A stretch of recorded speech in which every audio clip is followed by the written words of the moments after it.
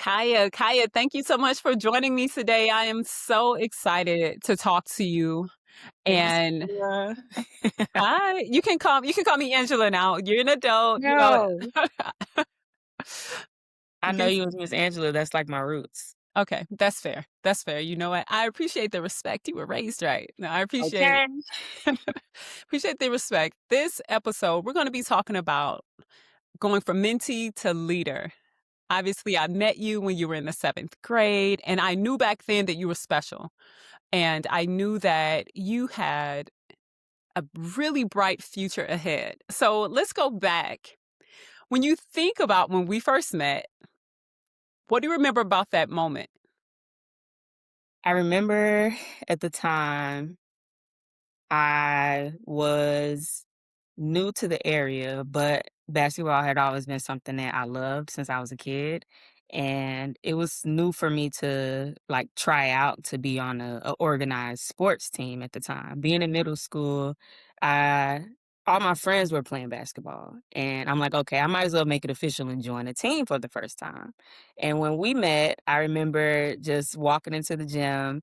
I was pretty short back then, and being a point guard, I was like, okay, I don't know what I'm doing, but I know I can learn from some people. And I remember seeing you walk into the building and walking into the gym, being this gorgeous, tall woman ready to teach us young little middle schoolers how to play basketball. I vividly remember you teaching us how to box out and how to rebound and just the fundamentals. But you were so like gentle and caring with it to where I didn't feel intimidated. I didn't feel like I don't know what I'm doing, but I was ready to learn. And so our first interaction is something that I'll never forget because it really stuck out to me as a young person. So to be connected today feels so like we're so much in alignment now. And I'm just excited for how we can continue to grow our relationship now that I'm older.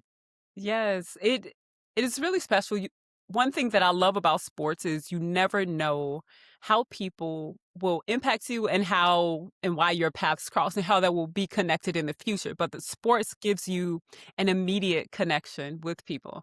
It does. And what I remember is it started from that basketball moment. But at that time, of course, I was working at Brittany was middle school as the school and community liaison. And we would run all of these after school programs and weekend programs, Sunday programs.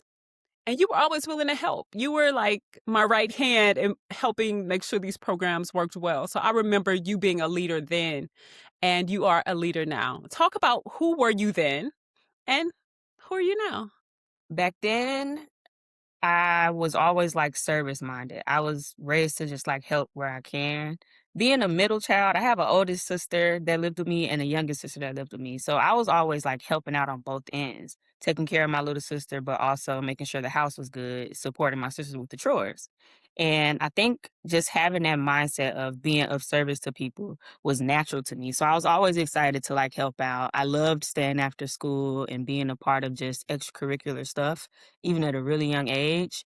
And church was also a big piece of that too. I would volunteer at church all the time, whether it was in like the little kids area, babysitting during services, or helping out with like our food pantry and our donation clothing services. So being of service was just natural to me. I'm always asking like, oh, how can I help? How can I be a part of this? But I think growing up the way that I did, it made it feel very natural, and I realize now today that that's a key part of my leadership style. I like to support people. I like to help people get the resources they need. I like to point people in the right direction, especially if I've experienced something before. I'm willing always to help the next person get to where they are based on their experiences. So being of service is just natural to me. I'm ready to help always. And it definitely shows my leadership style. What I hear you saying is you haven't really changed much at the core of who you are from the time you were in 7th grade and who you are now at 26. Let everyone know who's listening a little bit about your background, where you went to college and what you're doing now. Yeah, so after graduating high school, I started off at Brittany Woods Middle School, transitioned to the U City High School, ended up graduating from Rittner High School. But in that process, I knew I wanted to go to college. And For the most part, I was stuck on engineering for a very long time, and Missouri S&T, Science and Technology in Raleigh, was like my dream school at the time. I wanted to study engineering. I wanted to go to the top engineering school, and so I sought out different scholarships to get me there. And I ended up going to Missouri S&T on a full ride scholarship through CLACO CCDI program. And in that process, I started off studying engineering, civil engineering, and I did the community college route actually. I went from community college to Missouri S&T. And once I graduated, I ended up changing my major to management information systems. So it's more of a tech background, but also business background. And it allows me to learn how to operate systems and how to support businesses virtually, in a sense. So I graduated from that college and transitioned into my full-time career, which is where I am now. I work for an electrical and sustainability company, actually the number one most sustainable company in the world. And it is a top company. However, they have different development programs for like early career, and that's where I landed. So I joined their leadership development program. It was a 3-year rotation, and each year we're in a different city, in a different business function, really trying to understand and learn the business, but also identify where we want to go into the company. So I'm in a phase now where I'm getting ready to graduate that program and figure out what is my next step. And that's pretty much where I am at today. Leadership is core in everything that I do from through my college experiences, experiences outside of college too, but then now in my corporate life. So I think that's like my key word is like leadership. And then my style of leadership is very much service oriented. Kyah, I am so proud of you. I am immensely proud of you. And this leadership rotation is going to help you out tremendously. Now, you grew up playing sports. Talk about how playing sports growing up impacted your approach to life and the work that you do now. Sports has always been like the core of my being, but also the core of my family. Whenever I would go visit my dad during like winter, summer breaks, we would go to the rec and we would play basketball every chance we got. We would get in free because we're like kids, right? And my dad had the membership, but we would always play pickup games. I'm one of 7 in all of my siblings. So we would go to the gym and just hoop, right? So I think coming from just that mindset, being a young person, loving to play basketball and getting my family involved in it too, I definitely see myself kind of incorporating what I learned on the court into real life. One thing, and I feel like it's very cheesy, but I've always known how to pivot. And a pivot is a simple move, right, in basketball, just to figure out, what direction you can pass the ball, which way you're trying to go. And in life, I am able to adapt and adjust very quickly.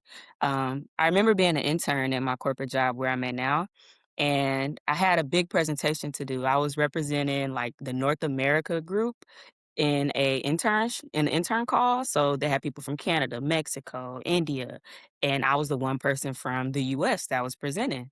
So probably like 300 people on the call.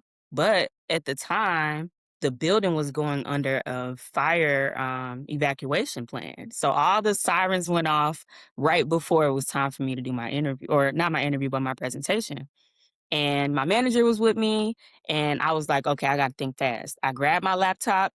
They were like, oh, I have a hotspot. I'm like, okay, I'll connect to your hotspot. Oh, we can go to the car. We can go outside to the parking lot. I'm okay, let's do it. We sat in this small car.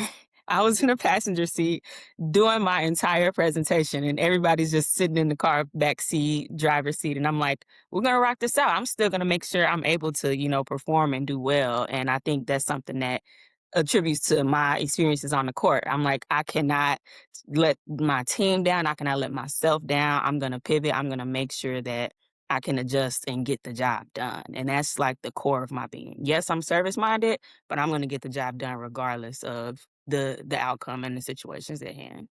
Kyah, that's huge. The ability to be adaptable is a tremendous skill and character trait that's going to take you so far. I mean, it's taken you this far, but you continue that and it's going to be so good for you. I love the story about, okay, who else is on the team that can help? So adaptability isn't only about self, pivoting isn't only about self. It's what are the resources that I can tap into in this moment to ensure that we still get the job done. That's Exactly. going to be really important, especially through your leadership journey. Now, you're a new professional. Very. Yeah. I'm reminded of it all the time. When I walk into rooms and I'm like, okay, wait, I'm really young, or I still want to make sure I'm heard, but sometimes I got to sit back and soak it up. But yes, being very young in a professional space is something I'm navigating right now. And you're supposed to be in every room that you're in. Every room that you're in, you're absolutely supposed to be there. Never forget that. But let's talk about some of the fears or doubts you had stepping into adulthood and leadership. If there are some other young leaders listening to this podcast, what are some fears and doubts that you had? And then what advice do you have for those who are walking the same path that you're on right now?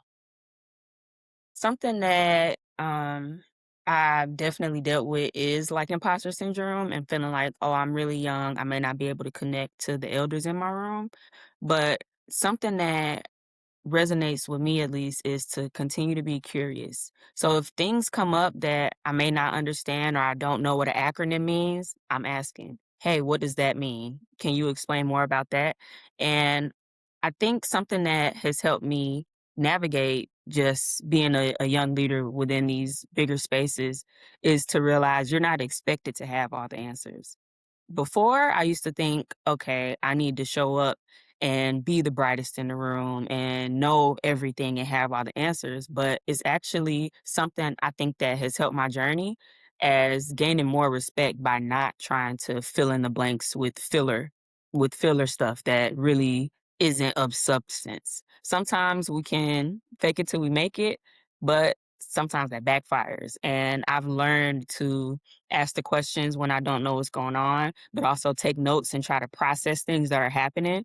Something that I do is I'll say, okay, so what I'm hearing is XYZ. Like, is that what I'm hearing? And they'll confirm or say, well, add more into it. But this is helping my understanding and helping my knowledge. But really what you were saying, like you belong in those rooms. And for a while and still today, I kind of struggle with that sometimes when opportunities arise that feel very big and I'm tapped on the shoulder, like, hey, Kai, you would be great for this. I'm like, okay, let me take a step back and stop denying myself, but maybe put the puzzle pieces together of why I was considered for this opportunity. So, really just don't fake it. Try to ask those questions. If you don't know, ask and take a moment to step back and reflect to figure out, okay, this was something that came to my doorstep for a reason. Let me see how I can really contribute to it and be the best that you could be in the room. That's such good advice. Such good advice. And part of, we talked about this when we had lunch the last time Yeah. we were both in St. Louis about imposter syndrome and that really being a function of smart people and competent people because you know that there are things that you don't know and you are able to self-reflect and assess and say, okay, I don't know this, so therefore I'm uncomfortable. So I feel like I'm an imposter because I don't know. But your willingness to ask the question and to seek understanding, what is it? 7 Habits of Highly Effective People. Seek understanding before being understood. Seek understanding first. Something like that. But you know what I'm saying. You want to understand. You want to understand. I've heard like leaders that have been, in my corporate space where I work at, they'll say, we can kind of smell when somebody's not the real deal. You can put on a Hmm. face and you can, walk into the room and be, the loudest person, but that does not always equate to being one, either the smartest, the most knowledgeable, or two, the one that's going to contribute to the work getting done, essentially. So Exactly. Yep, they can definitely tell. Leaders can definitely tell the people in your organization know whether you know it or not, based on the way you approach the work. I want to mention, this podcast is A Ball and a Chance, and it is based on the title of A Ball and a Chance, which is my children's book that's coming out. And there is a line in that book that I want to remind you of that I hope pierces your heart and soul and every young reader of the book. And it's the character Destiny is a little nervous, and her aunt tells her, it's new as hard as possible. With courage and heart, you'll be unstoppable. And so, Kyah, I want you to feel unstoppable in every room because you approach the work with courage and you approach the work with heart. So I love that line. remember that when you feeling a little Good imposterish. line. Because really the courage piece will take you far. And so I used to shy away from things, and it takes real courage for me at least to have to step into that new level. I'm in a phase right now of my life where I'm taking on different leadership opportunities, and back then I used to shy away from them. I used to say, "Oh, not right now," or and not even from a capacity standpoint, because I understand sometimes there is not a great time when, your plate is full, you don't have the time to give to something. But back then, I used to just say, not right now, because I would think I'm not ready.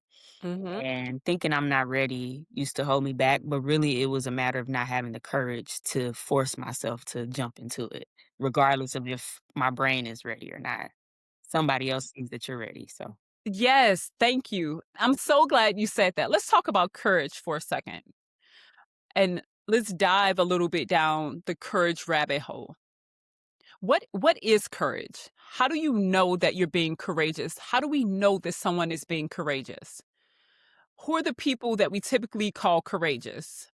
They're like superheroes who fight a villain, or it may be a firefighter, or it's someone who overcame a really difficult obstacle. What we don't think about often, Kyah, is those people are scared. Like doing hard things, doing things you've never done before, doing courageous acts is actually very scary. So yeah. courage is simply doing it in spite of the fear. Mm. And you said other people believed in me. When I started playing basketball, I was not very good. I was 6'1", you Yeah. know, but the environment helped me be more courageous. Hmm. So who was that person that believed in you when you were nervous, that pushed you to be a bit more courageous? Who are those people?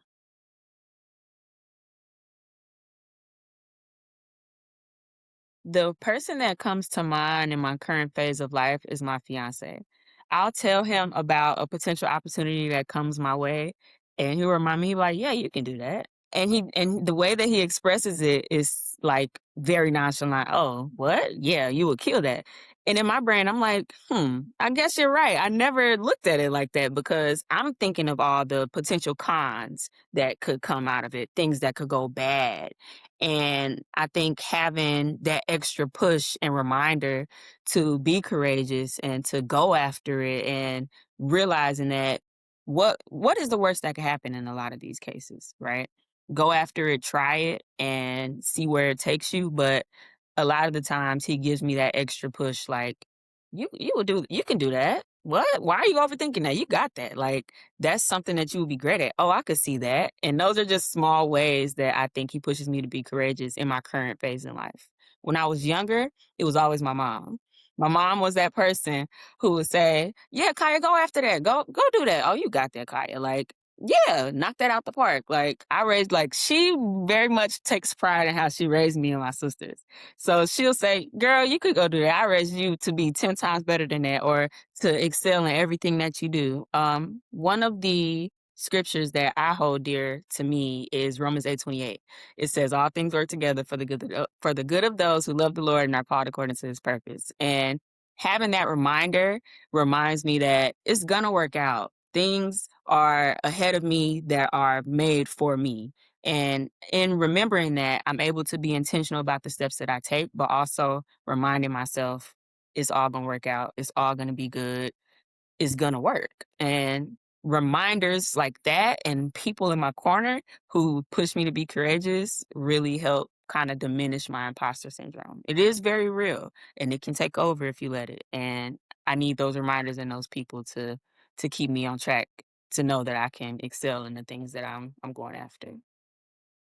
Your mom is dynamic, absolutely dynamic. So shout out to Miss Keisha, Yes, because ma'am. Mrs. Keisha, she is amazing and very affirming. So what she's poured into you, it sounds like you're pouring into others in the leadership roles that you've had, because Hmm. that's really what it's all about. We don't lead to say that we're a leader. Most people I know who are leaders, you just kind of fall into it.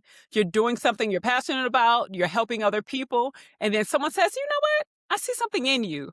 You Uh-huh. should lead this, or you should be a part of this program or this organization. Mhm. And so that really helps us to understand what it means to serve, because leadership is about service. I agree. Pouring into others for me is almost like a paying it forward thing. I've had mentors in my life like you, right? When I was younger to push me to that next level. And I've been able to create that in whether it's my younger siblings, my younger cousins. I think it starts there first, but then also through other organizations that I've been a part of around leadership, helping our young fellows in the Aspen Young Leaders Fellowship to create their community impact projects. Being a part of the St. Louis and Miami cohorts, I really got to have a hand in helping them build that courage and build kind of those skill sets to really impact the people around them. So it's definitely something that I take heed to because I've had so many great mentors and I'm like, I have to pass it on. It's only right. It's only right. Kaya, let's deep dive into some of those programs that you mentioned. One of the things you and I talked about when we were having dinner the last time we were in St. Louis is sports often is focused on basketball, specifically youth development. mm, That's not what I mean. Youth basketball is often focused on the basketball aspect, playing, training, playing games, practicing, which is important in order to be a better basketball player. However, there's also this piece about life skills and leadership development that rarely ever makes its way into sport in a formal way. Yeah. And there's a gap to be filled, which we'll continue to talk about. So, share in depth in terms of the structure of the leadership programs you've been a part of. Part one. And part two is, how do you think that could apply in the youth sports world? Hmm. That's a really good question because sports was the beginning of my leadership experiences prior to even joining a lot of the structured programs, right? Being on that basketball team, we know how that's structured. But joining the development programs and other leadership programs that I've been a part of, that are centered around youth. I've seen a lot of structures related to camp opportunities. So, with the Wyman Team Leadership Program, we did summer camp for about a month. And in that process, we were developing our leadership skills. We were doing high ropes courses and building courage to be a part of those and deciding whether or not, you wanted to jump off of this big high ropes course. But we were also camping and spending days in the woods and really having to, eat and use the bathroom and pitch our tents and things like that that kind of helped us navigate, you know, um, new experiences and test our leadership. But then there's also that piece where we had the camp time, but then we had the college preparation time. So we would visit college campuses. We did college tours. We would, develop our essays and find ways to learn how to network. It was very early stages of learning how to do that. And I recognize it now that I'm older, but the way that our camp was set up, there were a lot of different schools that were involved from the St. Louis area. So I'm meeting people from Hazelwood Central. I had never been even near that area of Hazelwood at that time. I was only known in the city. So like learning how to network across different areas that's not like your day-to-day set of environment, and then also learning how to apply some of those skills that we learned early on to get into college and to apply to colleges. So I've seen that format of leadership around college readiness, and then I've also seen another format around community impact. And it looked like starting off, there was, I think, about a 1 to 2 year program, and we would do text-based dialogue. So we would come in once a weekend every month, and we'd have a set of readings or a video, poems, any type of media to consume. And then we would discuss it as a group. And having those discussion questions allowed us to dig deeper into our own personal selves, but then it also allowed us to share and hear from others' perspectives. And I think having that diversity of thought in the room really allows you to shift your mindset because In your day to day, that's all you know is what you know and what your family knows. But being in new spaces in a new environment with new people, you're really learning different perspectives. And the travel aspect of going to colleges or just going to different cities and identifying what societal norms are in different areas, it really kind of opens up your brain as a young person. For me, those development programs were life changing. It helped me understand different perspectives. I learned how to really create values of the things that I honor and want to reflect my life on, and then learn what other people's are too, and make an impact on my community based on the things that I resonate with, based on the things I see I want to change or we need change for, and go out there and try to do it as a team. So really, I've seen a lot of different formats of leadership, and then the corporate style one that I have now, rotating between different business units, different cities.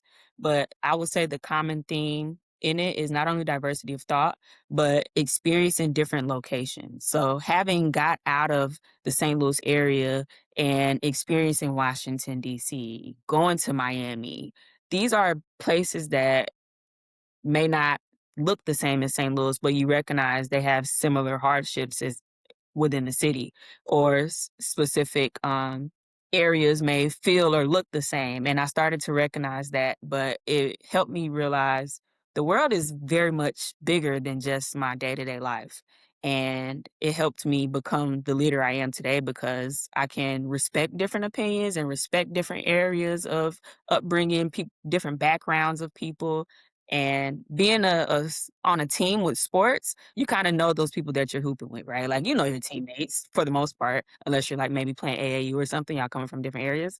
But as far as, like, your school team, you kinda know those people. And I think in different formats of leadership, it can allow a young person to really develop through the process.